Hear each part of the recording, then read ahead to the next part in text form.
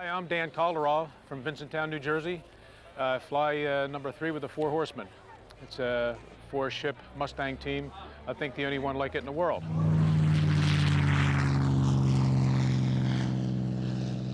Ladies and gentlemen, get set for the power and the grace of the P-51 Mustang.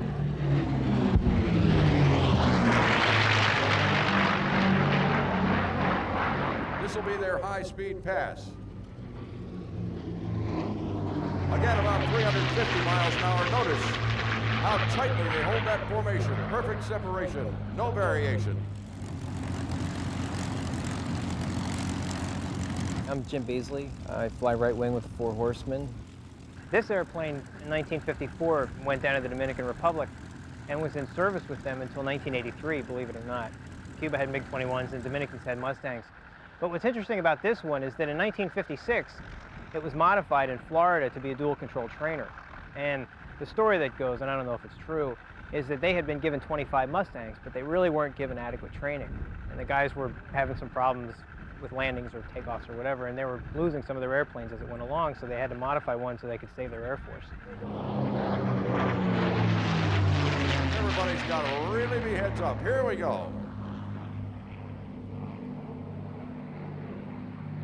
Notice the separation stays the same throughout. Over the top they come. Minimum airspeed, hanging in the straps. Now gravity takes hold.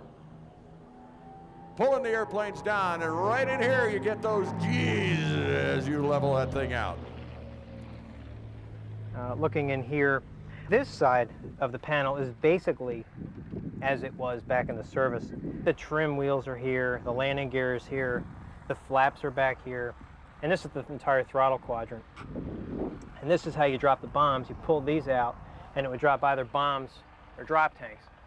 Most of the time these guys carry drop tanks, so it was usually them. And then this is the control stick.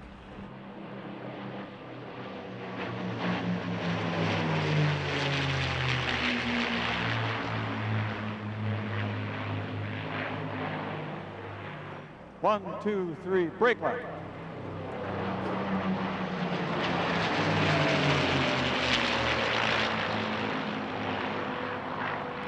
My name is Brad Hood with Vintage Fighters out of Louisville, Kentucky.